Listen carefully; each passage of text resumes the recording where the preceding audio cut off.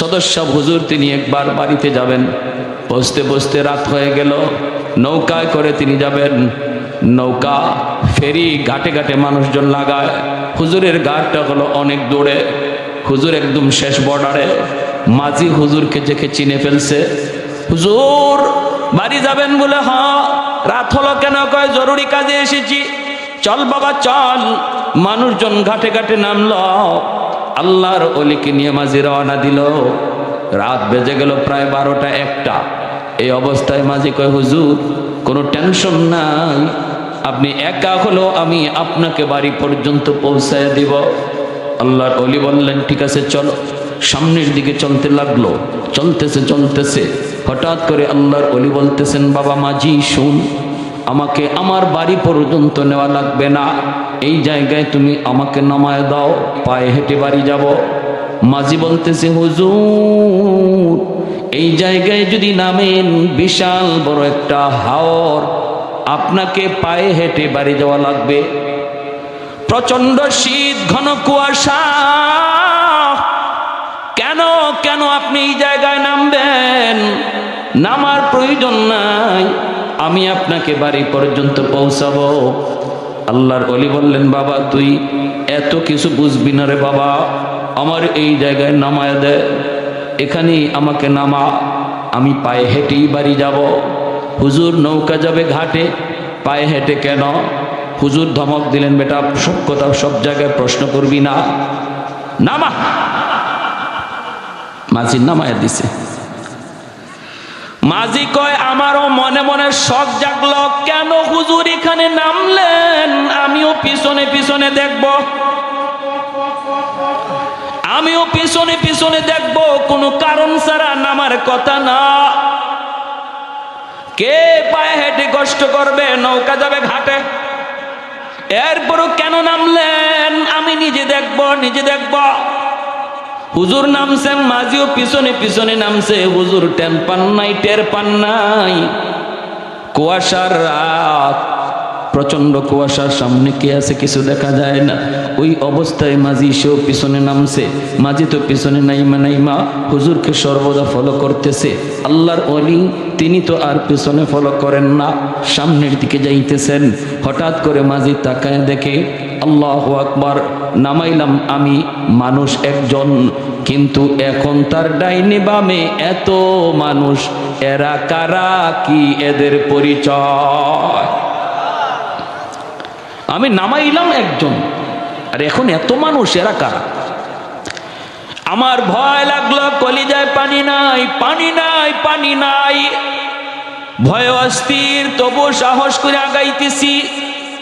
আর দেখতেছি কাণ্ড, সামনে পিছনে ডানে বামে অসংখ্য মানুষ পাহারা দিয়া দিয়া, যেন একজন রাষ্ট্রপতি অথবা মিনিস্টার যাইতেছে, তারে রাস্তা দেখায়া দেখায়া তারা নিতেছে আর কিছু প্রশ্ন করতেছে। আল্লাহর ওলি প্রশ্নের জবাব দিতেছেন, কিছু প্রশ্ন করতেছে আর তিনি জবাব দিতেছেন। এইভাবে যাইতেছে, সামনের দিকেই যাইতে যাইতে বাড়ি পর্যন্ত পৌঁছে গেলেন। ওই অবস্থায় মাঝি বলতেছে, বাড়ি পর্যন্ত পৌঁছি। আল্লাহর ওলি যেই মাত্র ঘরে ঢুকবেন, তখনই দেখি আর কোনো মানুষজন কাউকে দেখা যায় না, সমস্ত মানুষগুলি অদৃশ্য হয়ে গেল। আল্লাহর ওলি ঘরে ঢুইকা যেই দরজা লাগাইতে চাবেন, এমনি আমি সামনে যা হাজির। হুজুর আমাকে দেখে বলতেছেন, বেটা তুই? কয়, হুজুর আমি আপনার পিছনে পিছনে আইছি। কেন নামছেন? এটা দেখার জন্য। হুজুর বলেন, তুই কিছু দেখছো নাকি? কয়, হুজুর আমি যে কি দেখলাম, কলিজায় পানি নাই। পানি থাকবার কথা, হ্যাঁ? আরো রাতের বেলা হুজুর বলতেছে, রে বাবা তোর পায়ে ধরি, তুই কারো কাছে বলবি না, কারো কাছে বলবি না, বলবি না, বলবি না। কারণ আল্লাহর ওলিরা ওদের নিজেদের কারামত কারো কাছে নিজে বলতেন না। কেউ যদি দেখেও তারে নিষেধ করতেন। এটা হক্কানি আল্লাহওয়ালা চিনার লক্ষণ আর আলামত। ভণ্ড যদি হয় একটু বলে 10 গুণ, ঠিক না? এটা হলো বেজাল্লা। বেজাল্লা চিনবার আলামত। বেজাল্লারা কেরামত মানুষ দিয়ে নিজে বানায়, আর মূল কারামত আল্লাহ দেখায়, সেটা আল্লাহর হাতে, এটা মানুষের হাতে নয়। ওলি আল্লাহদের কারামত, এটা হক। কারামতুল আউলিয়া হাক্কুন, এটা হলো আহলে সুন্নাহ ওয়াল জামাতের আকীদা। ওলি আল্লাহদের কারামত হক, কারণ এটা তাদের নিজের ক্ষমতা না, ক্ষমতা কার হাতে?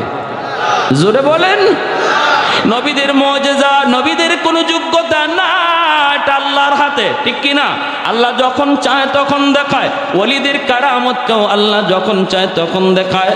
এজন্য হক্কানি ওলি আল্লাহ যারা, এরা নিজেদের কারামত কারো কাছে বড়াই করে বাহাদুরি করে বলতেন না, আর যদি কেউ দেখেও ফেলে তারে নিষেধ করতেন। যেমন সদস্য হুজুর তারে নিষেধ করলেন, বাবা আমার জীবদ্দশায় তুমি কারো কাছে বলবা না, আমার ইন্তেকালের পর বলার অনুমতি আছে। যেমনটা কুতবুল আলম শাইখুল ইসলাম হুসাইন আহমদ মাদানী রহমতুল্লাহি আলাইহি, ইনার জীবনে এমন একটা ঘটনা আছে। অসুবিধা হইতেছে আপনাদের? অসুবিধা?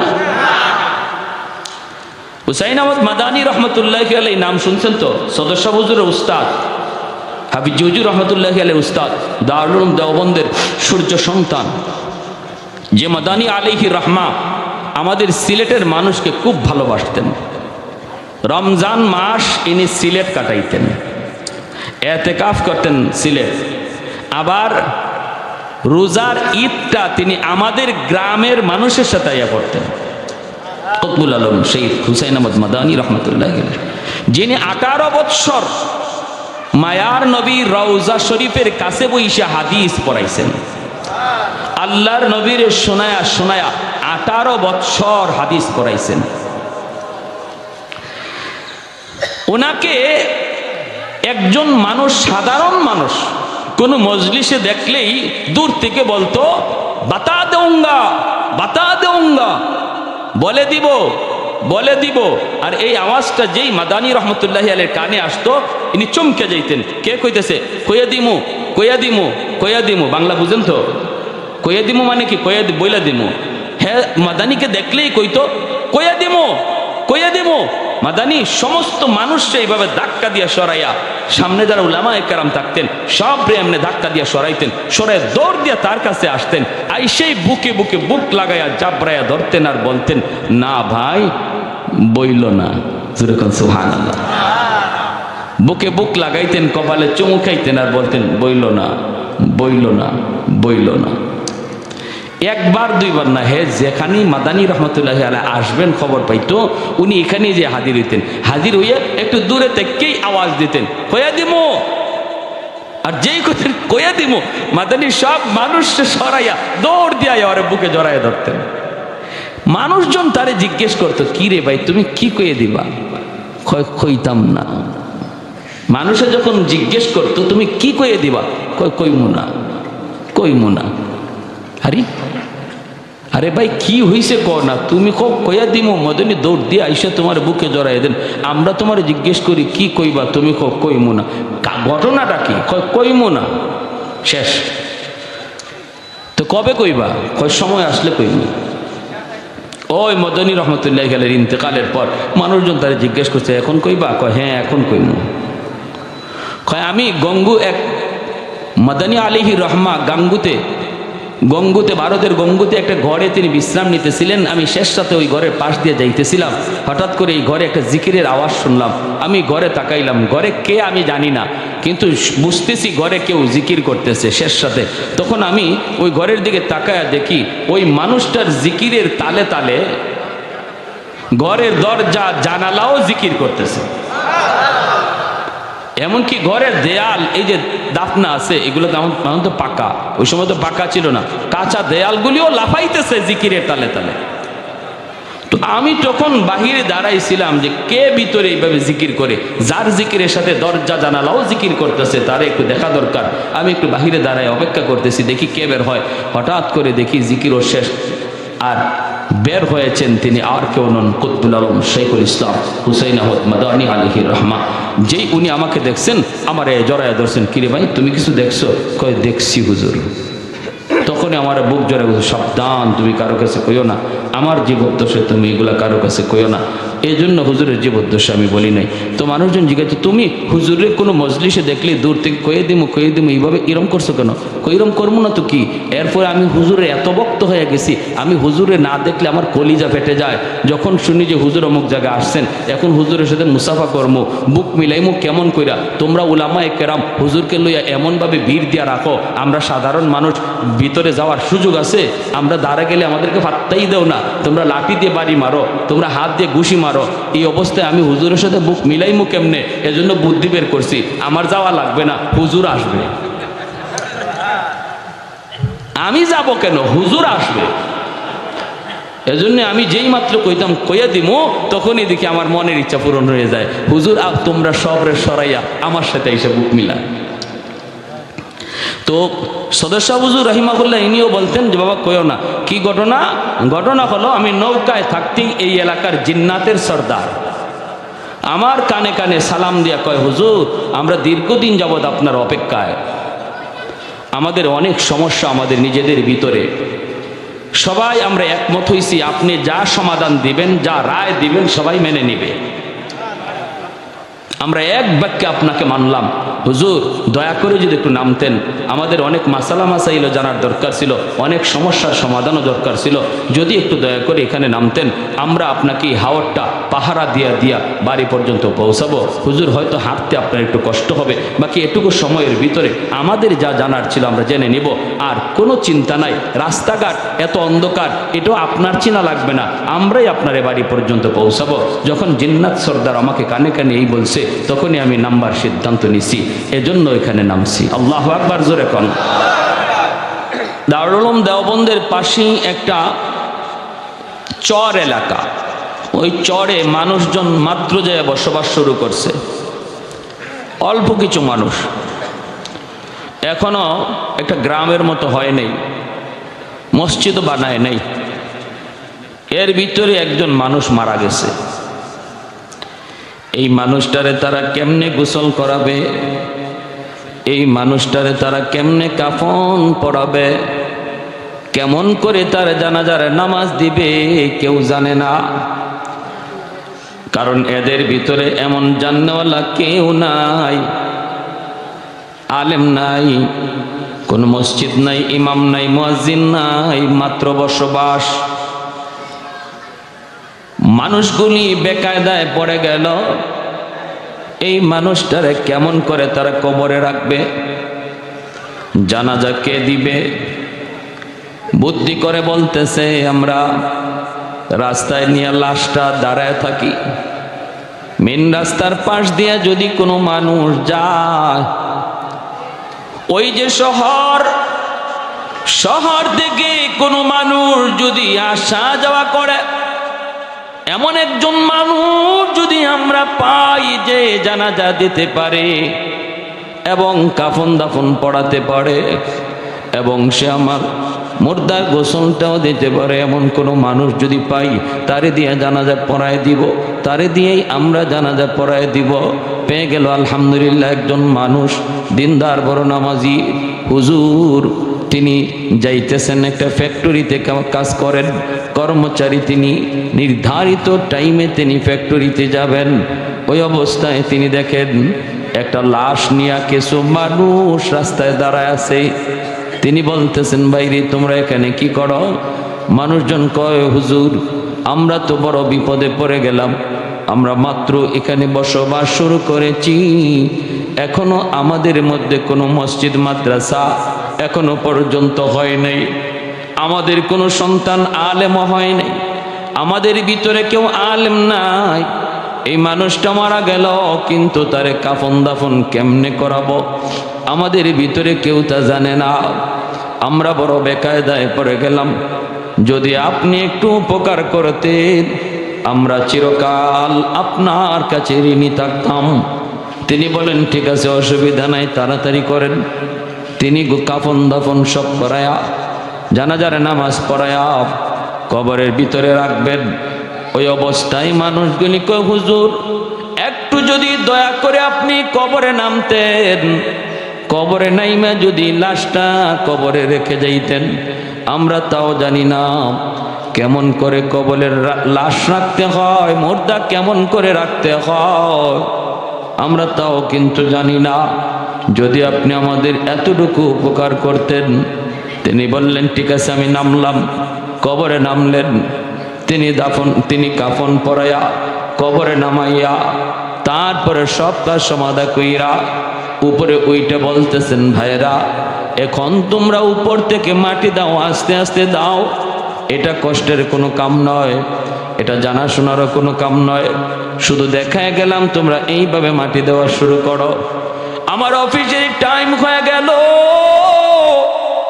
আমি আমার অফিসের দিকে যাই। এই বইলা মানুষগুলির কাছ থেকে তিনি বিদায় নিয়ে চলে গেলেন। এই মানুষগুলিও তার শুকরিয়া আদায় করে শুকরিয়া তিনি চলে গেলেন অফিসে। ঢুকতে যাবেন, গেইটে তার পরিচয় পত্র দেখাইতে হয়। যেই মাত্র পরিচয় পত্র চাইলো তখন তাকায় দেখে তার পকেটে পরিচয় পত্রটা নাই। হায় হায়, আমার পরিচয় পত্র গেল কই, কোথায় গেল? আমি তো বুক পকেটে আমার পরিচয় পত্র নিয়েছিলাম, পড়লো কোথায়, হারাইলো কোথায়? এটা ছাড়া তো আমাকে ঢুকতে দিবে না, চাকরিও টিকবে না।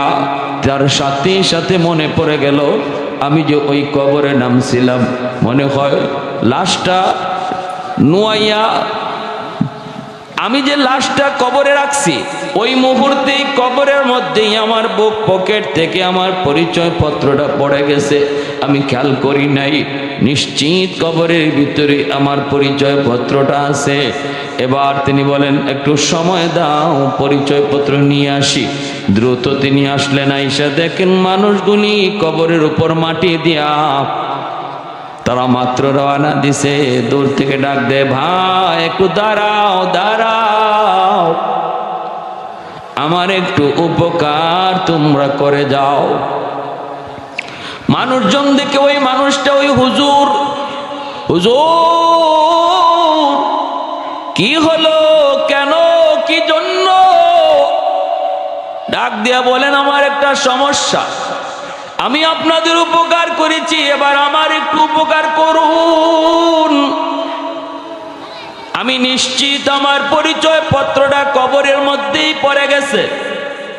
যখন আমি লাশটা নুয়াইয়া কবরে রাখছিলাম ওই বাঁকা হইতে যাই আমার বুক পকেট থেকে আমার পরিচয় পত্রটা কবরে পড়ে গেছে।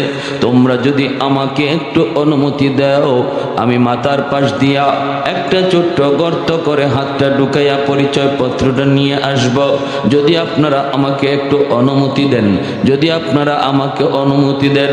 মানুষেরা কয় কোনো অসুবিধা নাই হুজুর, এত বড় উপকার আপনি আমাদের করলেন, আমাদের কারণে আপনার ক্ষতি হবে এটা আমরা চাই না। আপনি যা মন চায়, যেদিকে মন চায় গর্ত খনন করেন, গর্ত খনন করে আপনার পরিচয় পত্র যেভাবে নিতে চান নিয়ে নেন। মাথার পাশ দিয়ে আল্লাহর বান্দা তিনি গর্ত খনন করলেন। আল্লাহু আকবার। গর্ত খনন করে করে যেই মাত্র কবরের পর্যন্ত তিনি পৌঁছলেন, তাকায় দেখেন পুরা কবরটা নূরের আলোয় চমকাইতেছে। এ কোনো জ্যান্ত আলো নয়, গোটা এলাকাটা একদম নূরের আলোতে চমকায়া উঠল। কবরের ওই সুরঙ্গ দিয়া আলো বাহিরে বেরিয়ে আসলো, গোটা এলাকা চমকাইতে লাগলো। আর মাথার পাশেই তার আইডি কার্ড পরিচয় পত্রটাও পরিষ্কার দেখা যাইতে লাগলো। আল্লাহর বান্দা পরিচয় পত্রটা টান দিয়ে তিনি উঠাইলেন, আর দেখতে পেলেন কবরের ভিতর থেকে এমন গ্রাণ, এমন এক সুগ্রাণ, এমন এক সুগ্রাণ যা দুনিয়ার কোনো আতরের গ্রাণ নয়, আতরের গ্রাণ নয়। এই গ্রাণই মনে হয় দুনিয়ার নয়, জান্নাতি গ্রাণ। সাথে সাথে এলাকার ভিতরে হইচই পড়ে গেল, মানুষজন জমা হয়ে গেল। শহর থেকেও মানুষজন আসা শুরু করলো। হাকিমুল ইসলাম কারি তৈয়ব সাহেব রাহিমাহুল্লাহ তিনি বলেন, আমরা দারুল উলুম দেওবন্দের অফিসেই বসা, ওই অবস্থায় আমাদের কাছেও খবরটা আসলো। আমি নিজে বের হয়ে গেলাম দেখার জন্য। আমি নিজে গেলাম সেখানে, গেলাম দূর থেকেই তাকায় দেখতে পেলাম কবর শুধু নয়, কবরের গোটা এলাকাটা নূরের আলোতে চমকাইতেছে। আমি এখান থেকে বুঝে গেছি এটা দুনিয়ার কোনো আলো নয়, এটা মোমবাতি নয়, এটা কারেন্টের কোনো আলো নয়, এটা কেরোসিনের কোনো আলো নয়, এটা জান্নাতি আলো। জান্নাতি আলো।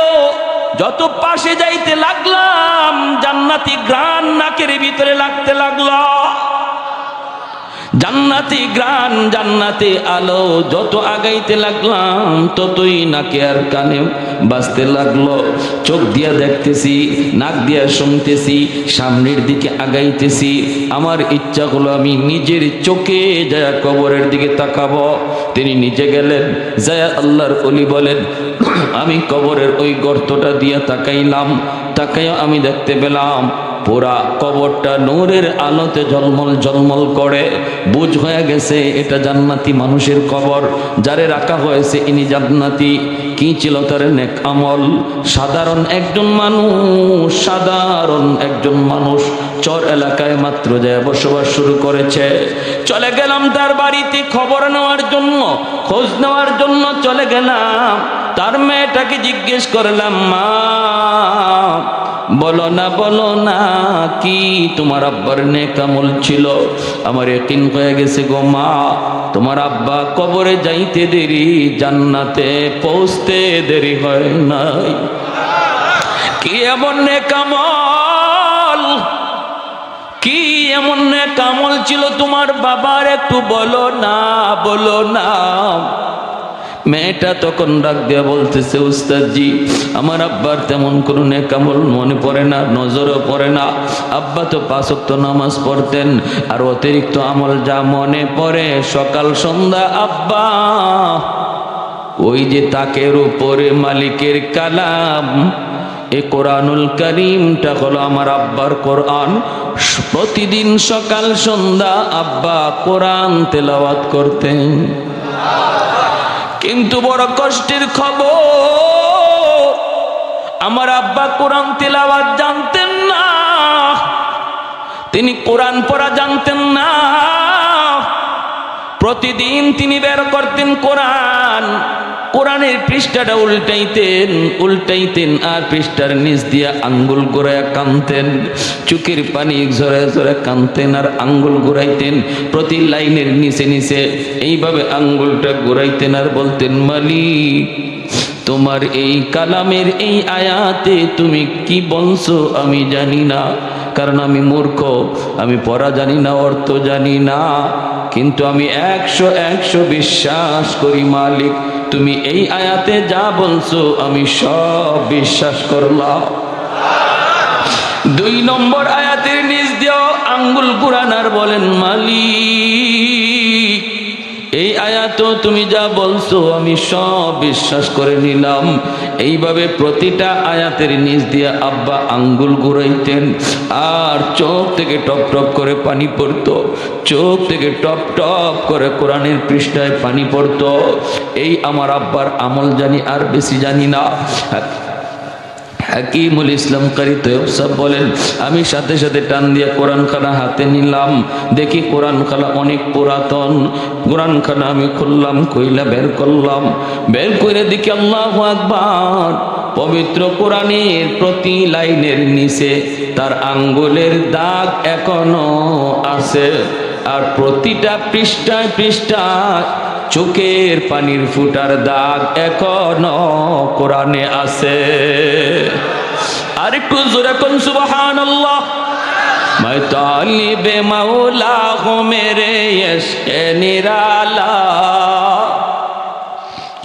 मैं तालिब मौला हूँ मेरे इश्क़ निराला, है जुमला जहाँ जिनके तजल्ली से उजाला, है जुमला जहाँ जिनके तजल्ली से उजाला, মাদারুদ জাগা গাইরে খোদা यार नदारम जुजियाद खुदा ही चिदिगुर कार नदारम जुजियाद खुदा ही चिदिगुर कार नदारम।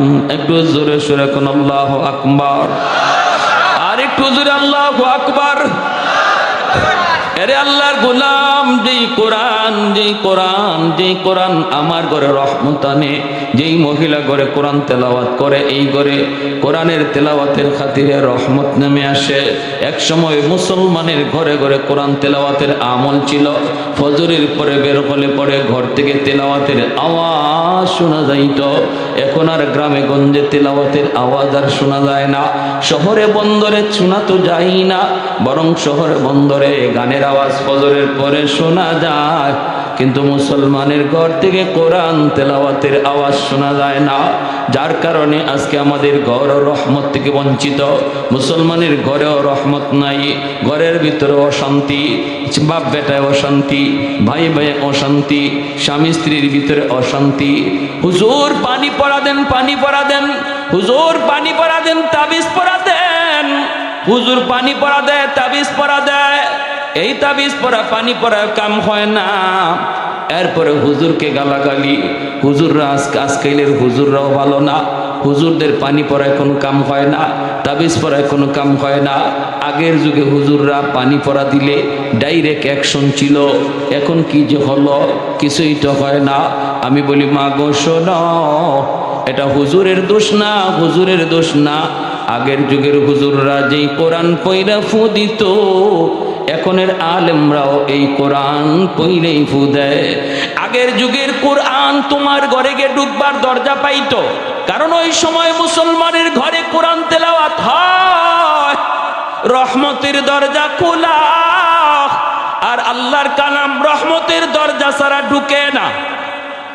কিনা জোরে কোন? বর্তমান জমানার মুসলমানের ঘরগুলি রহমতের দরওয়াজা বন্ধ হয়ে আছে। আজকে মুসলমানের ঘরে স্টার জলসা চলে, মুসলমানের ঘরে খেলাধুলার আয়োজন চলে, মুসলমানের ঘরে ইন্ডিয়ান নাটক সিনেমা চলে, কিন্তু দিনকে দিন, সপ্তাহে সপ্তাহ, মাসকে মাস চলে যায়, তেলাওয়াত হয় না। ঠিক কিনা?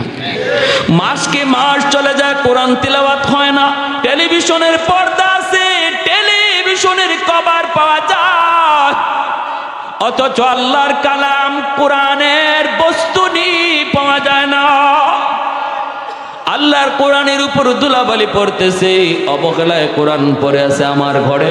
টেলিভিশনের যত্ন আছে, কোরআনের যত্ন নাই। আগের যুগে কোরআন তেলাওয়াত হইতো সকাল সন্ধ্যা, এখন হয় না মাসকে মাস। এজন্য এখনের যুগে মুসলমানের ঘরের রহমতের দরজা বন্ধ, গান বাজনা হয় প্রতিদিন, গজবের দরজা খোলা। আমার টেলিভিশন প্রতিদিন চলে, কিন্তু কোরআন তেলাওয়াত প্রতিদিন চলে না। টেলিভিশন প্রতিদিন অন হয়, কোরআন কোনোদিন ওপেন হয় না। এজন্য রহমতের দরজা বন্ধ, গজবের দরজা খোলা। হুজুর পানি পড়া দেয় ঠিক, তাবিজ পড়া দেয় ঠিক, যায় আপনার ঘরে ঢুকার জন্য, যায় দেখে রহমতের দরজা বন্ধ, গজবের দরজা খোলা। আল্লাহর কোরআন রহমতের দরজা ছাড়া ঢুকে না, এজন্যই তো হয় না। নতুবা কোরআনের অ্যাকশন আসেনি না নাই? ফখরে বাঙ্গাল রহমতুল্লাহ আলী বহুত বড় বুজুর্গ ছিলেন। একবার এক নাস্তিক ট্রেনের মধ্যে হুজুরে পায়া কয়, কি শুনবেন? কয়, হুজুর এই সাধারণ মানুষে আর কত ধোঁকা দিয়ে আপনারা চলবেন? নাউজুবিল্লাহ, আস্তে কম। নাস্তিকগুলির কথাটা এইটাই পেরে, সাধারণ মানুষে আর কত বোকা বানাইবেন? হুজুর কয়, কি বোকা বানাইলাম? কই এই যে মানুষ আয়, হুজুর একটু পানি ফোড়া দেন, একটু ফু দেন, একটু তাবিজ দেন, আর আপনারাও কি পড়েন না পড়েন, ফু দিয়ে দিলেন, এই একটা বাতাস দিলেন, এই বাতাসে কি হইল? ঔষধ খাইয়া আমাদের কাম হয় না, আর আপনাদের বাতাসে কাম হইল। বুঝছেন কি কর? অ্যান্টিবায়োটিক খায়, তাও কাজ হয় না, আর আপনারা ফু দিয়ে আর কত বোকা বানাইবেন মানুষ? হুজুর বলতেছে, আমাদের ফুতে কি কাম হয় তুমি বুঝো না? না, এটা বোঝার দরকার নাই, এটা হয় না, কিছু হয় না, এটা আপনাদের একটা ধোঁকাবাজি, পাউতাবাজি। হুজুর বলতেছেন, শুনেন হুজুর কি বলতেছে। হুজুর বলতেছে, শোনো, এই ফু আর বাতাসে যে কি হয় এটা তুমি বুঝো না। কয় না, বুঝি না। তো তোমারে বুঝাই। কয় বুঝান। হুজুরে কয় তুমি বুঝতা যদি তুমি বৈধ বাপের সন্তান হইতা। হয়েছে নি কাম? জাগাত গেছে তো, একবারে জাগাত লাগাই বলছেন, একদম জায়গা মতো। তুমি বুঝতা যদি বৈধ বাপের সন্তান হইতা। তুমি তো অবৈধ বাপের সন্তান, তুমি তো অবৈধ। যেই খালি উনি বলছি তুমি অবৈধ সন্তান, এমনি হ্যার চেহারা লাল হয়ে গেছে, শরীর ফুলে গেছে। এত বড় কথা আমারে মোল্লা মুন্সি মৌলবীরা টাইম আসেনি, হে হাত পা গরম হয়ে গেছে, ধরে ফেলবে হুজুরকে। মানুষজন থামাইতেছে, কি হয়েছে ভাই, কি হয়েছে? আর কি হয়েছে কয় না। মুন্সি আমারে কি কয় শোনো। হুজুর কি কইছেন? হুজুর কয় আমি বেশি কিছু কইনি, আমি শুধু কইছি হে অবৈধ, হে অবৈধ, এ বৈধ সন্তান না। সাধারণ মানুষও কয় হুজুর গালিটা একটু বেশি হয়ে গেছে। এটা আপনারা উলামা ইকেরাম আপনাদের জবানে এটা হয় না। হুজুরকে আমি তো গালি দেই নাই তারে, আমি তারে বুঝাইছি, জবাব দিছি, জবাব। সে যা বুঝতে চাইছে তা বুঝাইছি।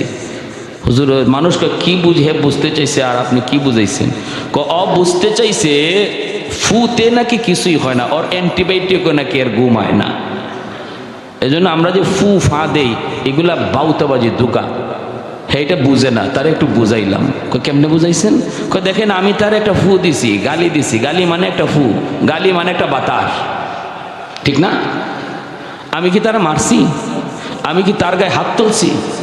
না, হাত তো তুলেন নাই, মারিও নাই, হাতও তুলি নাই, একটা বাতাস ছাড়ছি, তাও একটা গালির বাতাস, একটা নাপাক বাতাস। আর এতেই দেখেন তার চেহারা লাল হয়ে গেছে, বডি ফুলে গেছে।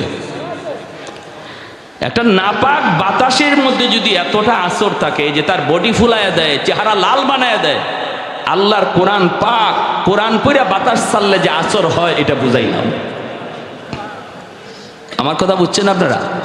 হ্যাঁ, আমাদের সিলেটের বহুত বড় একজন আল্লাহর ওলি নুরুদ্দিন ঘরপুরি রহমতুল্লাহ আলাইহি, আল্লাহর ওলি এখন দুনিয়ায় নাই, বহুত বড় বুজুর্গ ছিলেন, বহুত বড় বুজুর্গ। আসরের সময় সিলেটের মানুষে ওনাকে দেখছে সিলেট, মাগরিবের সময় ময়মনসিংহের মানুষ দেখে উনি ময়মনসিংহ। কোন বিমানে গেলেন? বাংলাদেশ এয়ারলাইন্স। না, এটা আল্লাহর এয়ারলাইন্স।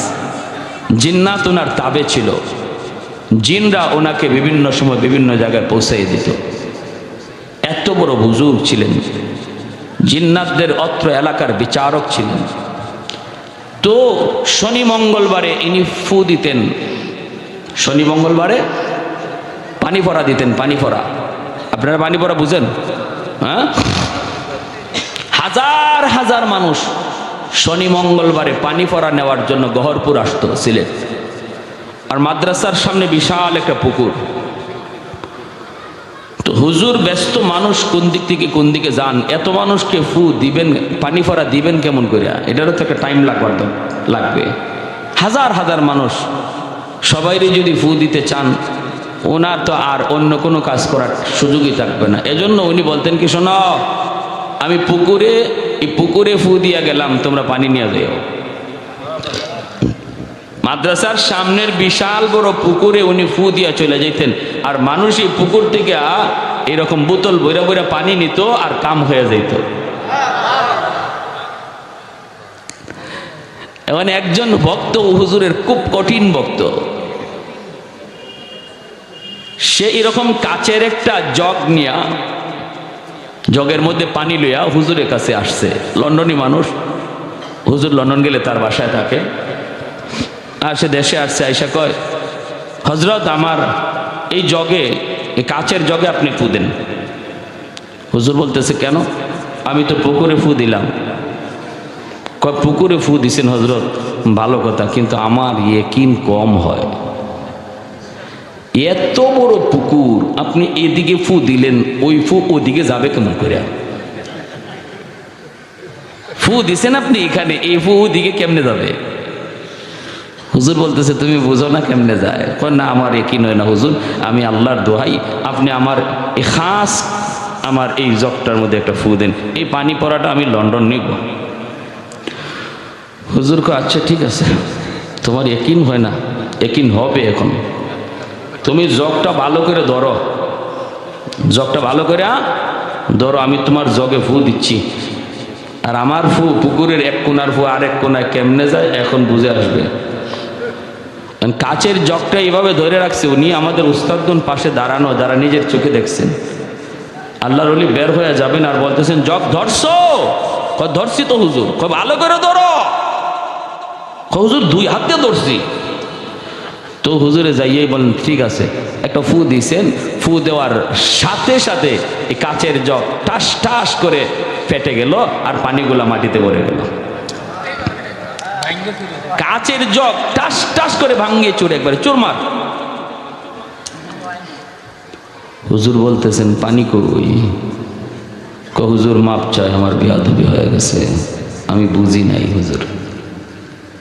এখন বুঝেছে তো, হ্যাঁ? এজন্য মনে রাখবেন, ওলামায়ে কেরাম আল্লাহর কালাম পড়েই আপনার পানি পড়া দেয়, তাবিজ পড়া দেয়, আপনারও ফু দেয়। যদি কাজ না হয় এটা আলেমের দোষ নয়, কোরআনের কোনো সমস্যা নয়, সমস্যা যে ঘরে যাওয়ার কথা এই ঘরের। সবাই জি কর না, আমার কথা একমত না আপনারা? এটা তো আমাদের নিজের চোখে দেখা। বলুন এই পরিবর্তন আজ সমাজে হয়েছে কিনা? এক জমানায় কোরআন তেলাওয়াত ফজরের পরে ঘরে ঘরে শোনা যাইতো কি যাইতো না? মুরব্বীদের তেলাওয়াত কানে ভাসত। আর এখন মুসলমানের ঘরের পাশ দিয়া ফজরের পরে যদি যাওয়া হয় কোনো গ্রামের ভিতর দিয়া, মনে হয় সব মানুষ মনে মরেই গেছে। রাতের বেলাও চুরি করাটা এত কঠিন, এত সহজ না। ফজরের পরে চুরি করা যত সহজ হন, এর মাঝে তো এখন বিশ্বকাপ। কি কাপ চলছে? রাত 3টে পর্যন্ত ভোলা মানুষ যান, বাপরে বাপ। গত রাত ঘুমাইতে পারছেন আপনারা? কিন্তু আমরা শহরের মানুষের ঘুম বিনাশ, বম আর বম। এই পোলা যারা 3টে সাড়ে 3টে পর্যন্ত খেলা দেখলো, হে তাজ্জুদ পড়ছে না? ফজরই কইতে পারে নাই, ফজরই তো কইতে পারে নাই। যার কারণে আজকে আমাদের সমাজে অশান্তি, ঘরে অশান্তি, দেশে অশান্তি, ভাইয়ে ভাইয়ে দ্বন্দ্ব, বাপ বেটায় দ্বন্দ্ব, স্বামী স্ত্রীর ভিতরে বেমিল, স্বামী স্ত্রীর ভিতরে মহব্বত কম। সব কিছুর মূল হলো রহমত নাই, ঠিক কিনা? কেন নাই? ওয়ানুনাজ্জিলু মিনাল কুরআন মা হুয়া শিফাউন ওয়া রাহমা ওয়া রাহমাতুল লিল মুমিনিন।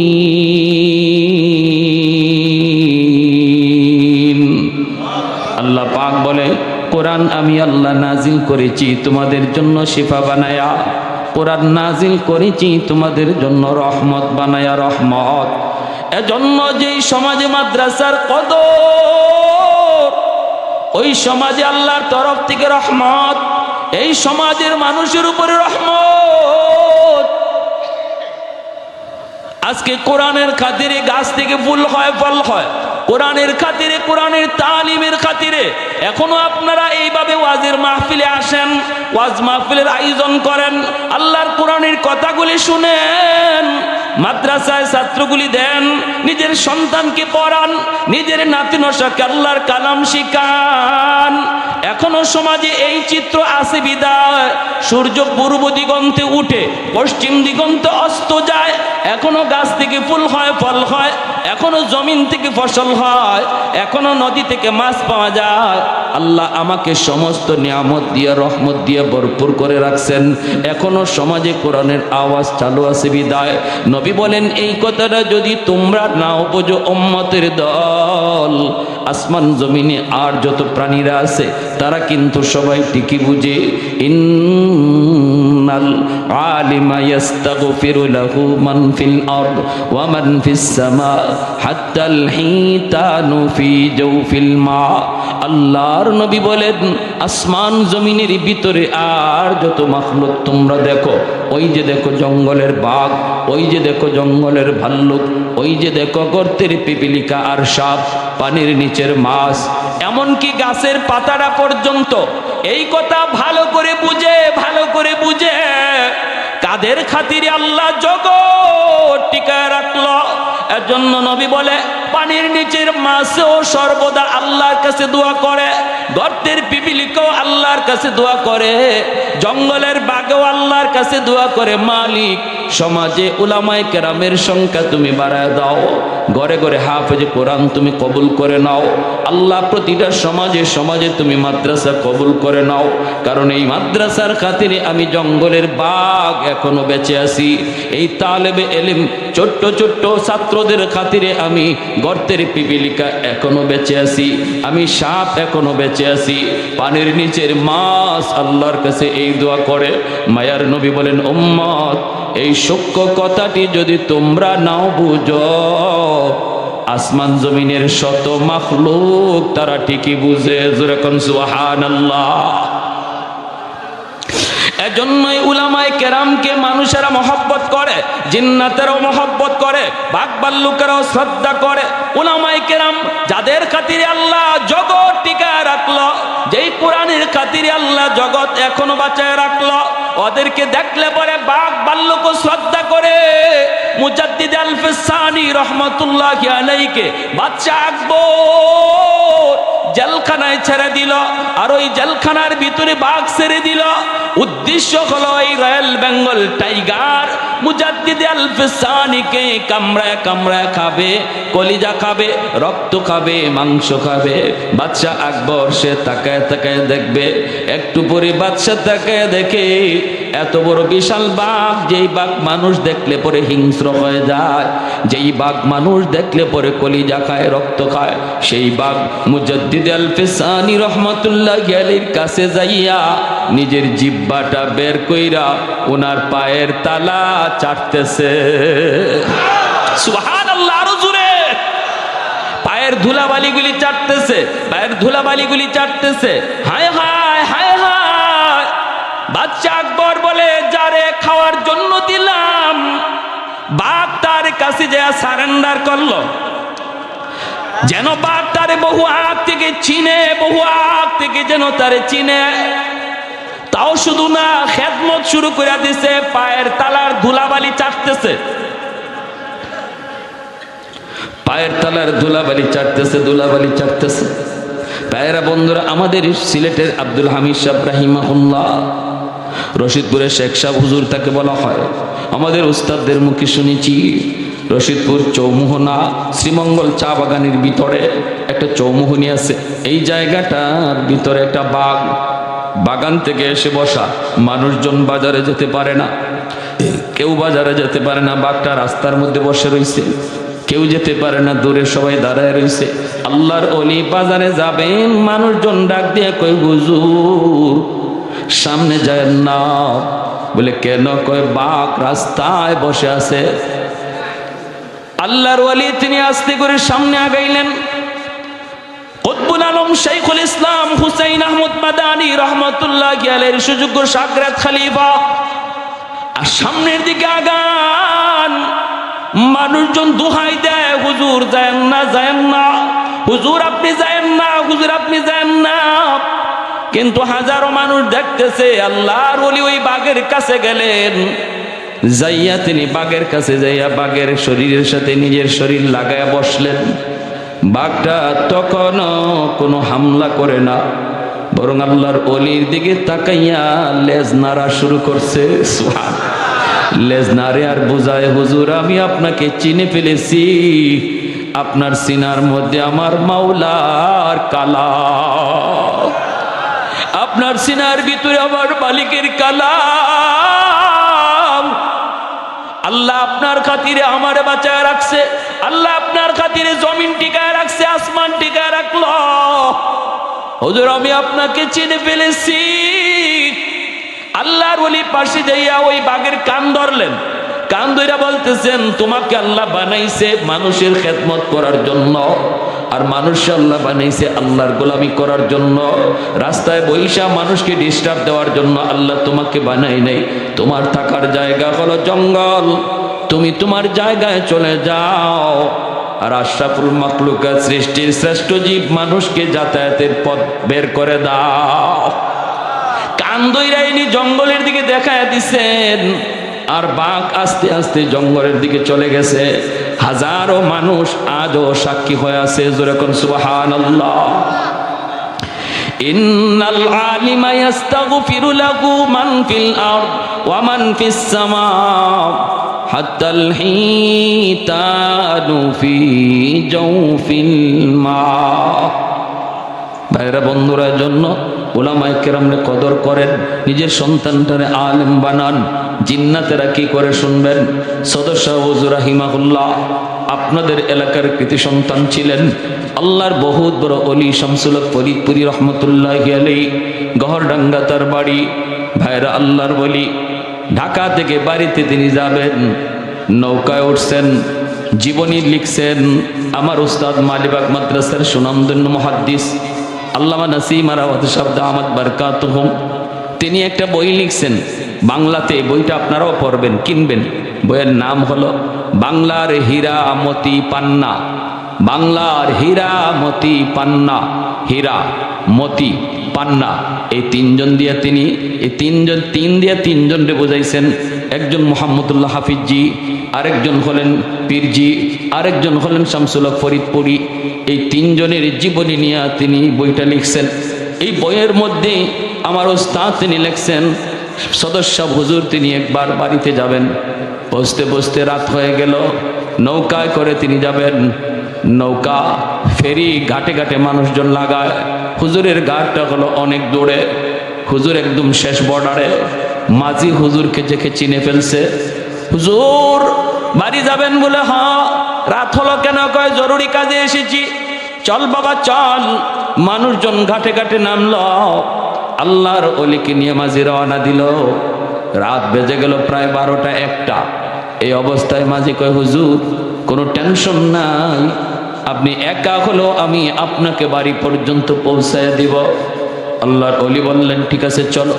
সামনের দিকে চলতে লাগলো, চলতেছে। হঠাৎ করে আল্লাহর অলি বলতেছেন, বাবা মাঝি শুন, আমাকে আমার বাড়ি পর্যন্ত নেওয়া লাগবে না, এই জায়গায় তুমি আমাকে নামায় দাও, পায়ে হেঁটে বাড়ি যাব। মাঝি বলতেছে, হুজুর এই জায়গায় যদি নামেন, বিশাল বড় একটা হাওর, আপনাকে পায়ে হেঁটে বাড়ি যাওয়া লাগবে। প্রচন্ড শীত, ঘন কুয়াশা। কেন আপনি এই জায়গায় নামবেন? নামার প্রয়োজন নাই, আমি আপনাকে বাড়ি পর্যন্ত পৌঁছাবো। আল্লাহর ওলি বললেন, বাবা তুই এত কিছু বুঝবি না রে বাবা, আমার এই জায়গায় নামায় দে, এখানেই আমাকে নামা, আমি পায়ে হেঁটেই বাড়ি যাব। হুজুর নৌকা যাবে ঘাটে, পায়ে হেঁটে কেন? হুজুর ধমক দিলেন, বেটা সব কথা সব জায়গায় প্রশ্ন করবি না, নামা।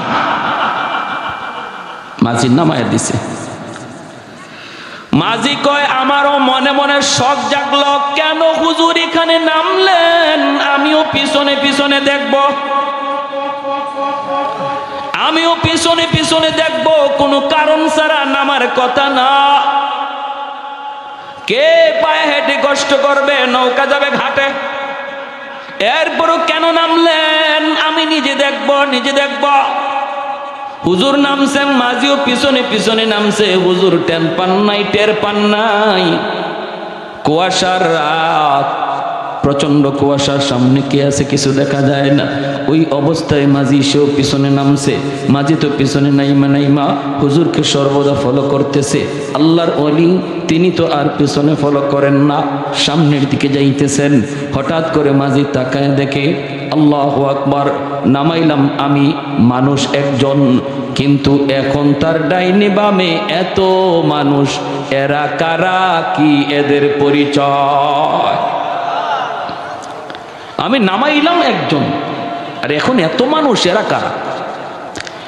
আমার ভয় লাগলো, কলিজায় পানি নাই। ভয় অস্থির, তবু সাহস করে আগাইতেছি। আর দেখতেছি কাণ্ড, সামনে পিছনে ডানে বামে অসংখ্য মানুষ পাহারা দিয়া যেন একজন রাষ্ট্রপতি অথবা মিনিস্টার যাইতেছে, তারে রাস্তা দেখায়া তারা নিতেছে আর কিছু প্রশ্ন করতেছে। আল্লাহর ওলি প্রশ্নের জবাব দিতেছেন। কিছু প্রশ্ন করতেছে আর তিনি জবাব দিতেছেন। এইভাবে যাইতেছে, সামনের দিকেই যাইতে যাইতে বাড়ি পর্যন্ত পৌঁছে গেলেন। ওই অবস্থায় মাঝি বলতেছে, বাড়ি পর্যন্ত পৌঁছি আল্লাহর ওলি যেই মাত্র ঘরে ঢুকবেন তখনই দেখি আর কোনো মানুষজন কাউকে দেখা যায় না, সমস্ত মানুষগুলি অদৃশ্য হয়ে গেল। আল্লাহর ওলি ঘরে ঢুইকা যেই দরজা লাগাইতে চাবেন এমনি আমি সামনে যা হাজির। হুজুর আমাকে দেখে বলতেছেন, বেটা তুই? কয়, হুজুর আমি আপনার পেছনে পেছনে আইছি। কেন নামছেন? এটা দেখার জন্য। হুজুর বলেন, তুই কিছু দেখছো নাকি? কয়, হুজুর আমি যে কি দেখলাম, কলিজায় পানি নাই। পানি থাকবার কথা, হ্যাঁ? আরো রাতের বেলা হুজুর বলতেছে, রে বাবা তোর পায়ে ধরি, তুই কারো কাছে বলবি না, কারো কাছে বলবি না, বলবি না, বলবি না। কারণ আল্লাহর ওলিরা ওদের নিজেদের কারামত কারো কাছে নিজে বলতেন না। কেউ যদি দেখেও তার নিষেধ করতেন। এটা হক্কানি আল্লাহওয়ালা চিনার লক্ষণ আর আলামত। ভণ্ড যদি হয় একটু বলে 10 গুণ, ঠিক না? এটা হলো বেজাল্লা চিনবার আলামত। বেজাল্লারা কেরামত মানুষ দিয়ে নিজে বানায়, আর মূল কারামত আল্লাহ দেখায়, সেটা আল্লাহর হাতে, এটা মানুষের হাতে নয়। ওলি আল্লাহদের কারামত, এটা হক কারামতুল আউলিয়া হাক্কুন। এটা হলো আহলে সুন্নাহ ওয়াল জামাতের আকীদা। ওলি আল্লাহদের কারামত হক, কারণ এটা তাদের নিজের ক্ষমতা না, ক্ষমতা কার হাতে? জোরে বলেন। নবীদের মুজিজা, নবীদের কোনো যোগ্যতা না, এটা আল্লাহর হাতে, ঠিক কি না? আল্লাহ যখন চায় তখন দেখায়। ওলিদের কারামতকেও আল্লাহ যখন চায় তখন দেখায়। এজন্য হক্কানি ওলি আল্লাহ যারা, এরা নিজেদের কারামত কারো কাছে বড়াই করে বাহাদুরি করে বলতেন না। আর যদি কেউ দেখেও ফেলে তারে নিষেধ করতেন। যেমন সদস্য হুজুর তারে নিষেধ করলেন, বাবা আমার জীবদ্দশায় তুমি কারো কাছে বলবা না, আমার ইন্তেকালের পর বলার অনুমতি আছে। যেমনটা কুতবুল আলম শাইখুল ইসলাম হুসাইন আহমদ মাদানী রহমতুল্লাহি আলাইহি, ইনার জীবনে এমন একটা ঘটনা আছে। অসুবিধা হইতেছে আপনাদের? অসুবিধা? হুসাইন আহমদ মাদানী রহমতুল্লাহি আলাইহি নাম শুনছেন তো? সদস্য হুজুরের উস্তাদ, হাফিজ হুজুর রহমতুল্লাহি আলাইহি উস্তাদ, দারুল উলুম দেওবন্দের সূর্য সন্তান। যে মাদানী আলাইহি রহমা আমাদের সিলেটের মানুষকে খুব ভালোবাসতেন। রমজান মাস ইনি সিলেট কাটাইতেন, এতেকাফ করতেন সিলেট। আবার রোজার ঈদটা তিনি আমাদের গ্রামের মানুষের সাথে ইয়া করতেন। কুতবুল আলম শহীদ হুসাইন আহমদ মাদানী রহমতুল্লাহ, যিনি 18 বৎসর মায়ার নবী রওজা শরীফের কাছে বইসা হাদিস পড়াইছেন। আল্লাহর নবীর শোনায়া শোনায়া 18 বৎসর হাদিস পড়াইছেন। ওনাকে একজন মানুষ, সাধারণ মানুষ, কোন মজলিসে দেখলেই দূর থেকে বলতো, বাতা দেউঙ্গা, বাতা দেউঙ্গা, বলে দিব, বলে দিব। আর এই আওয়াজটা যেই মাদানী রহমতুল্লাহি আলাইহির কানে আসতো, ইনি চমকে যাইতেন। কে কইতেছে? কইয়া দিমু, কইয়া দিমু, কইয়া দিমু। বাংলা বুঝেন তো? কইয়া দিমু মানে কি? কইয়া বইলা দিমু। হ্যাঁ, মাদানীকে দেখলেই কইতো কইয়া দিমু, কইয়া দিমু। মাদানী সমস্ত মানুষকে এইভাবে ধাক্কা দিয়া সরাইয়া, সামনে যারা উলামায়ে কেরাম থাকতেন সব এমনি ধাক্কা দিয়া সরাইতেন, সরাই দৌড় দিয়া তার কাছে আসতেন। আইসেই বুকে বুকে বুক লাগাইয়া জাবরাইয়া ধরতেন আর বলতেন, না ভাই বইল না। যেরকম সুবহানাল্লাহ। বুকে বুক লাগাইতেন, কপালে চুমু খাইতেন আর বলতেন, বইল না, বইল না, বইল না। একবার দুইবার না, হে যেখানেই মাদানী রহমতুল্লাহি আলাইহি আসবেন খবর পাইতো, উনি এখানেই যে হাজির হইতেন। হাজির হইয়া একটু দূরে থেকেই আওয়াজ দিতেন, কয়া দিমু। আর যেই কথা কয়া দিমু, মাদানী সব মানুষ সরাইয়া দৌড় দিয়া ওরে বুকে জড়াইয়া ধরতেন। মানুষজন তারে জিজ্ঞেস করতো, কি রে ভাই তুমি কি কয়ে দিবা? কইতাম না। মানুষে যখন জিজ্ঞেস করতো তুমি কি কয়ে দিবা, কইমু না, কইমু না। আরে আরে ভাই কি হয়েছে ক না, তুমি কয়া দিমো মদনী দৌড় দিয়ে আইসা তোমার বুকে জড়াই দেন, আমরা তোমার জিজ্ঞেস করি কি কইবা, তুমি কইমো না, ঘটনাটা কি, কইমো না, শেষ। তো কবে কইবা, কয় সময় আসলে কইমো। ওই মদনী রহমতুল্লাহ আলাইহির ইন্তেকালের পর মানুষজন তারা জিজ্ঞেস করছে এখন কইবা, কয় হ্যাঁ এখন কইমো। কয় আমি গঙ্গু এক মদনী আলাইহি রহমা গঙ্গুতে ভারতের গঙ্গুতে একটা ঘরে তিনি বিশ্রাম নিতেছিলেন, আমি শেষ সাথে ওই ঘরের পাশ দিয়ে যাইতেছিলাম, হঠাৎ করে এই ঘরে একটা জিকিরের আওয়াজ শুনলাম, আমি ঘরে তাকাইলাম, ঘরে কে আমি জানি না, কিন্তু বুঝতেছি ঘরে কেউ জিকির করতেছে শেষ সাথে। তখন আমি ওই ঘরের দিকে তাকায়া দেখি ওই মানুষটার জিকিরের তালে তালে ঘরের দরজা জানালাও জিকির করতেছে, এমনকি ঘরের দেয়াল, এই যে দাফনা আছে এগুলো তেমন তো পাকা, ওই সময় তো পাকা ছিল না, কাঁচা দেয়ালগুলিও লাফাইতেছে জিকিরের তালে তালে। তো আমি তখন বাহিরে দাঁড়াইছিলাম যে কে ভিতরে এইভাবে জিকির করে, যার জিকিরের সাথে দরজা জানালাও জিকির করতেছে তারে একটু দেখা দরকার। আমি একটু বাহিরে দাঁড়াই অপেক্ষা করতেছি, দেখি কে বের হয়। হঠাৎ করে দেখি জিকিরও শেষ, আর বের হয়েছেন তিনি আর কেউ নন, কুতুবুল আলম শেখুল ইসলাম হুসাইন আহমদ মাদানী আলাইহির রহমা। যেই উনি আমাকে দেখছেন আমার জড়ায় ধরছেন, কিরে ভাই তুমি কিছু দেখছো? কয় দেখছি হুজুর। তখনই আমার বুক জড়ায় বলছে সাবধান, তুমি কারো কাছে কইও না, আমার জীবদ্দশে তুমি এগুলা কারো কাছে কইও না। এই জন্য হুজুরের জীবদ্দশে আমি বলি নাই। তো মানুষজন জিজ্ঞাসা তুমি হুজুরের কোনো মজলিসে দেখলে দূর থেকে কয়ে দিমু এইভাবে এরম করছো কেন? কইরম করবো না তো কি। এরপরে আমি হুজুরে এত ভক্ত হয়ে গেছি, আমি হুজুরে না দেখলে আমার কলিজা ফেটে যায়। যখন শুনি যে হুজুর অমুক জায়গায় আসছেন, এখন হুজুরের সাথে মুসাফা করবো, বুক মিলাইমু কেমন কইরা। তোমরা উলামায়ে কেরাম হুজুরকে লইয়া এমনভাবে ভিড় দিয়া রাখো, আমরা সাধারণ মানুষ ভিতরে যাওয়ার সুযোগ আছে, আমরা দাঁড়া গেলে আমাদেরকে পাত্তাই দেও না, তোমরা লাঠি দিয়ে বাড়ি মারো, তোমরা হাত দিয়ে ঘুষি মারো। এই অবস্থায় আমি হুজুরের সাথে বুক মিলাইমু কেমনে? এজন্য বুদ্ধি বের করছি, আমার যাওয়া লাগবে না।